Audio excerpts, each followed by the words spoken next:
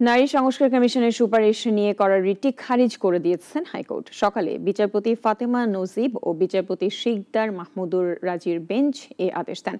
আদেশে বিচারকেরা বলেন, সুপারিশ বাস্তবায়ন না হয় রিটটি প্রিম্যাচিউর। তবে সরকার তা বাস্তবায়ন করলে রিটকারী চাইলে আবারও আদালতের দ্বারস্থ হতে পারবেন। এর আগে আইনজীবী রওশন আলী সুপারিশের মাধ্যমে উত্তরাধিকারের সমতা, বহু বিবাহ নিষিদ্ধকরণ ও যৌন পেশাকে বৈধতা দেওয়ার মতো কিছু প্রস্তাবকে বিতর্কিত উল্লেখ করে রিট দায়ের করেন। ফাতেমা নজিব এবং honourable mister justice Sikdar Mahmudur Razi, ওনাদের কোর্টে আজকে আমাদের 108 নাম্বার আইটেম ছিল। আমরা আজকে মামলাটা অ্যাটেন্ড করেছিলাম।